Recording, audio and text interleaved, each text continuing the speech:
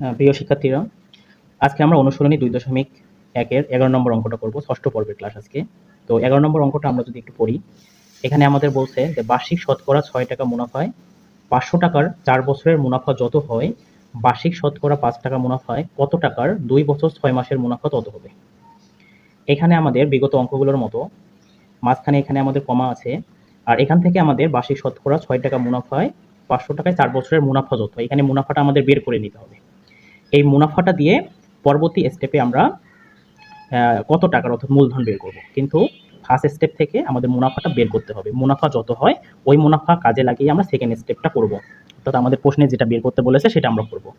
তো আমরা শুরু করি অঙ্কটা। আমরা লিখব এখানে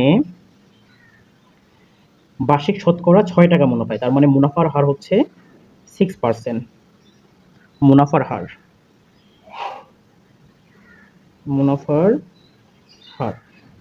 এর আগে আমি বলেছি যে বার্ষিক শতকরা কথাটা থাকলে আমরা বুঝে নেব যে এটা আমাদের রেট অফ ইন্টারেস্ট, অর্থাৎ আর সমান দেওয়া আছে। তাহলে এখানে আমাদের কত দেওয়া আছে? 6 টাকা। 6 টাকা অর্থ হচ্ছে 6%, বা যদি আমরা এটাকে একবারই লিখি তাহলে হবে হচ্ছে 6/100। 500 টাকার, তার মানে এখানে আমাদের মূলধন বা আসল হচ্ছে P সমান 500 টাকা, এবং সময় N সমান হচ্ছে 4 বছর। প্রিয় শিক্ষার্থীরা, সবকিছু আমরা লিখলাম যেগুলো আমাদের ফার্স্ট স্টেপে দেওয়া ছিল। এখন এখান থেকে মুনাফা যত হয় তার মানে আমরা মুনাফাটা বের করবো। তো আমরা মুনাফার সূত্র জানি। মুনাফার সূত্রটা হচ্ছে, তাহলে এখানে আমরা লিখব যে আমরা জানি সরল মুনাফা I সমান PNR। এখন মানগুলো বসাবো। P এর মান এখানে আমাদের মূলধন হচ্ছে 500 টাকা, সময় হচ্ছে আমাদের 4 বছর, এবং রেট অফ ইন্টারেস্ট হচ্ছে 6%, বা এটাকে আমরা ধরবো 6/100, যেহেতু আমাদের এটা শতকরা মুনাফার হার, অর্থাৎ সবসময় এটার নিচে কি থাকে? 100 থাকে।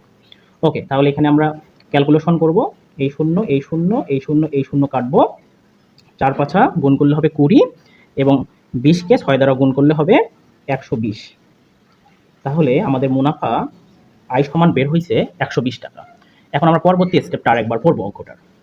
বার্ষিক শতকরা 5 টাকা মুনাফায় কত টাকার 2 বছর 6 মাসের মুনাফা তত হবে। তার মানে এখানে আমাদের দেয়া আছে মুনাফার হার হচ্ছে 5%, এবং 5% মুনাফায় কত টাকার, অর্থাৎ মূলধন এখানে আমাদের চাইছে, এবং আমাদের সময় দেওয়া আছে 2 বছর 6 মাস।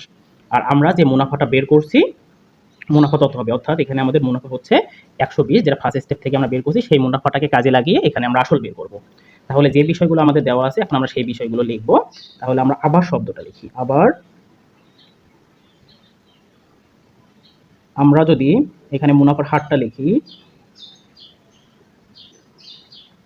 মুনাফার হার আর সমান এবার দেওয়া আছে আমাদের 5 টাকা বা 5%।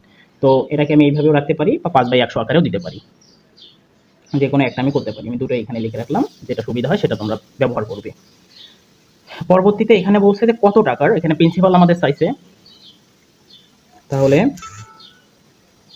আসল P সমান কত এটা আমাদের বের করতে হবে, এবং সময় দেওয়া আছে হচ্ছে, সময় N সমান দেওয়া আছে হচ্ছে 2 বছর 6 মাস। প্রিয় শিক্ষার্থীরা, এখানে আমাদের একটু কাজ করতে হবে, কারণ মাসটাকে আমাদের বছরে কনভার্ট করতে হবে। তাহলে আমাদের সময় দেওয়া আছে 2 বছর 6 মাস, তাহলে মাসটাকে আমরা বছরে কিভাবে কনভার্ট করব? আমরা এখানে 2 যোগ 6 মাস বলতে আমরা 6কে 12 দ্বারা ভাগ করতে পারি, কারণ আমরা জানি 12 মাসে হয় 1 বছর। তাহলে 6কে যদি আমরা 12 দ্বারা ভাগ করি তাহলে হচ্ছে আমাদের এটা পুরোটাই কিসে কনভার্ট হয়ে গেল? বছরে কনভার্ট হয়ে গেল। এখানে আমরা একটু ছোট্ট করে ক্যালকুলেশন করে নিব। 6কে 6, 6 2 12, বা আমরা 6 মাস সমান অর্ধেক বছর বা হাফ বছরও ডিরেক্ট লিখতে পারতাম, বছর। তো এখানে আমরা জানি যে ভগ্নাংশের সাথে কোনো কিছু যোগ বা বিয়োগ থাকলে আমাদের লসাগু করে নিতে হয়। তাহলে লসাগু হচ্ছে 2, তাহলে 4 + 1 বছর সমান 5/2 বছর। 5/2 বছর। ওকে, তাহলে আমরা ফার্স্ট স্টেপ থেকে আমাদের এখানে মুনাফা তত হয়, অর্থাৎ মুনাফা আমরা পেয়ে গেছি আয় সমান 120। ফার্স্ট স্টেপ থেকে মুনাফার হার আমাদের দেয়া আছে 5%, আমাদের প্রিন্সিপাল অর্থাৎ পি এর মান বের করতে বলছে, এবং আমাদের সময় দেওয়া আছে হচ্ছে 5/2 বছর, অর্থাৎ 2 বছর 6 মাসটাকে আমরা বছরে পুরোটাই কনভার্ট করে 5/2 বছর পেয়েছি। এখন আমরা পি সমান বের করব। তো আবার আবার কথাটা দিব না, কারণ আবার কথাটা আমি একবার দিয়েছি। তো এখানে আমি লিখব যে আমরা একবারে যদি পি সমান লিখি, তাহলে পি সমান আমরা জানি যে পি এর মান যদি আমরা বের করতে চাই, পি এর মান বের করতে চাই তাহলে উপরে আয়ের সাথে 100 গুণ হবে, এবং নিচে হচ্ছে হবে আমাদের এন আর। তখন আমরা যে এখানে আর এর মান 5/100 দিছি, তখন এই 100টা মূলত এই যে উপরে যে 100টা চলে গেছে, কারণ ভাগ উল্টে গুণ হয়, তখন আর 5 এর নিচে 100টা লিখতে হবে না, কারণ এই 100টাই আয়ের সাথে উপরে গুণ হয়ে গেছে। ওকে, তাহলে একদম আমরা বের করবো। তাহলে আয়ের মান আমরা কত বের করছি ফার্স্ট স্টেপ থেকে? 120 গুণন এখানে হচ্ছে আমাদের 100, এন হচ্ছে আমাদের সময়, সময় হচ্ছে আমাদের 5/2, এবং রেট অফ ইন্টারেস্ট আমরা যেটা বের করছি যে রেট অফ ইন্টারেস্ট হচ্ছে 5% বা 5/100, সেই 100টা তো আয়ের সাথে উপরে গুণ আছে, তাহলে শুধু আমরা এখানে কি লিখবো? 5 লিখবো। ওকে, তাহলে এখন আমরা ক্যালকুলেশন করব। এখন যদি আমি এই 5 দ্বারা 100কে কাটি, তাহলে আমরা জানি 5 20 হবে 100, তাহলে উপরে থাকতেছে আমার 120 গুণন হচ্ছে 20, আর এখানে 5/2 ভাগ আছে, এটাকে আমরা উল্টায় দিব, অর্থাৎ 5, আর এখানে 2টা উপরে উপরে গুণ হবে। এখন যদি আমি এটাকে একটু ক্যালকুলেশন করি, তাহলে 5 অক্ষে 5, 4 5 20। ওকে, তাহলে 4 এর সাথে 2 গুণ করলে হবে 8, 8 এর সাথে 120 গুণ করলে হবে 8 0 0, 8 2 16, 6 হাতে থাকবে 1, 8 অক্ষে 8, আর হাতে হচ্ছে 9, তাহলে আমাদের আসল হচ্ছে কত টাকা? 960 টাকা। এটাই হচ্ছে আমাদের এই অঙ্কের উত্তর। তাহলে এই রকম অঙ্ক, অর্থাৎ যদি আমাদের কমা দিয়ে অঙ্ক থাকে, তাহলে ফার্স্ট স্টেপ থেকে যেটা বের করতে বলবে সেটা বের করে পরের স্টেপে ওই মানটা কাজে লাগিয়ে যেটা বের করতে বলবে সেটা আমরা বের করে সুন্দর করে অঙ্কটা করব। প্রিয় শিক্ষার্থীরা, এখন আমরা 12 নম্বর অঙ্কটা করব। 12 নম্বর অঙ্কটাতে আমাদের বলছে যে বার্ষিক মুনাফা 8% থেকে বেড়ে 10% হওয়ায় তিশা মারমার আয় 4 বছরে 128 টাকা বেড়ে গেল। সবকিছু বেড়ে যাওয়ার হিসাব, তার মানে কত বেড়ে গেল এই মুনাফাটার পার্থক্য আমরা বের করব। রেট অফ ইন্টারেস্ট হবে আমাদের 10% থেকে 8% বাদ দিয়ে 2%, সময় হচ্ছে 4 বছর, এখানে 128 টাকা বেড়ে গেল, মানে তিশা মারমার আয় যেটা হচ্ছে আমাদের মুনাফা, মুনাফা তার 128 টাকা বেড়ে গেছে, তার মানে এটা হচ্ছে আমাদের আয়ের মান, তার মূলধন অর্থাৎ পি এর মান আমরা বের করব। তাহলে আমরা যেগুলো এখানে আছে সেগুলো লিখবো। তাহলে এখানে বার্ষিক মুনাফার পার্থক্য বা কত বেড়ে গেছে সেটা আমরা আগে লিখব, যে বার্ষিক মুনাফার পার্থক্য। তাহলে বেড়ে গেছে হচ্ছে 8% ছিল 10% হয়ে গেছে, তাহলে 10% বিয়োগ 8%, তাহলে কত পার্সেন্ট বেড়ে গেছে? 2%। ওকে, তাহলে এই বার্ষিক মুনাফার পার্থক্য বা বেড়ে গেছে হচ্ছে 2%, এটাই হচ্ছে আমাদের আর এর মান। ওকে, এখন এখানে আমাদের সময় দেওয়া আছে হচ্ছে 4 বছর, তো সময়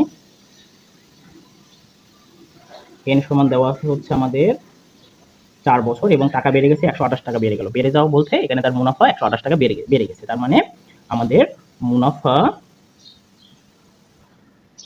আয় সমান হচ্ছে 128 টাকা। তাহলে আমাদের যেটা বের করতে বলছে যে মূলধন পি কত, এটা আমরা বের করব। তো আমরা আইপিএন এর সূত্র থেকে পি এর মান যদি আমরা জানি, তাহলে আমরা একবারই পি সমান এরকম করে লিখতে পারি। আমি আগেই বলছি যে আই বাদে পিএনআর যে কোনো একটা মান বের করতে গেলে আমাদের আয়ের সাথে উপরে 100টা গুণ হবে, আর নিচে পিএনআর এর জায়গায় পি চলে গেছে, মানে পি এর মান বের করতেছি, তার মানে আর থেকে গেছে হচ্ছে এনআর, তাহলে এই এনআর কে আমরা হচ্ছে নিচে দেব। ওকে, তাহলে এখানে আমাদের যেটা হচ্ছে মুনাফা, সেই মুনাফার মানটা আমরা বসাবো। মুনাফা হচ্ছে 128, ওপরে হচ্ছে 100, মূলত এটা রেট অফ ইন্টারেস্ট, অর্থাৎ 2%-এর 2 এর নিচে যে 100টা থাকে সেই 100টাই হচ্ছে আয়ের সাথে উপরে গুণ হয়ে যায়, আর সময় হচ্ছে এখানে আমাদের 4 বছর, এবং রেট অফ ইন্টারেস্ট হচ্ছে শুধু তাহলে 2, কারণ 100টা তো আমরা আগেই মুনাফার সাথে উপরে গুণ দিয়েছি, ভাগ উল্টে গুণ হয়ে গেছে। ওকে, তাহলে এটা যদি আমরা ক্যালকুলেশন করি, তাহলে যদি 4 দ্বারা 100কে কাটি, তাহলে 4 25 হবে 100, 2 দ্বারা যদি হচ্ছে আমরা 128কে প্রথমে 12কে কাটলে 6 দোকানো 12, যদি আমরা হচ্ছে 8কে ভাগ দিই 2 দ্বারা, তাহলে 4 দোকান 8, অর্থাৎ 64 এবং 25, তাহলে 64 এবং 25 গুণ করে যা হবে সেটাই হচ্ছে আমাদের আসল। তাহলে এখানে আমরা একটু গুণটা করে নেই। 4 5 20, শূন্য হাতে থাকবে 2, 5 6 30, আর 2 হচ্ছে 32, 4 দোকানো 8, 6 দোকানো 12, শূন্য আর 2 10 এর শূন্য হাতে থাকবে 1, 3 2 6 এর 1 7, আর এখানে হচ্ছে আমাদের 1। তাহলে এখানে একটু ভুল হয়ে গেছে, 4 দোকানো 8, 6 দোকানো হবে হচ্ছে 12, তাহলে শূন্য আর 2 10 এর শূন্য হাতে থাকবে 1, 3 2 5, আর হাতের 1 হচ্ছে 6, আর এখানে হচ্ছে 1, তার মানে আমাদের এখানে আসল বের হয়েছে কত? 16,000 টাকা।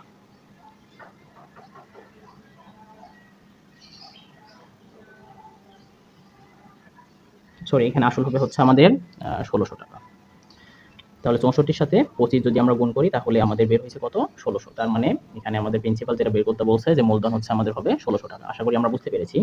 তো এখানে একটু গুণ করতে সমস্যা হয়েছিল। এখানে 1700 হয়েছিল, কিন্তু এখানে হবে হচ্ছে 1600।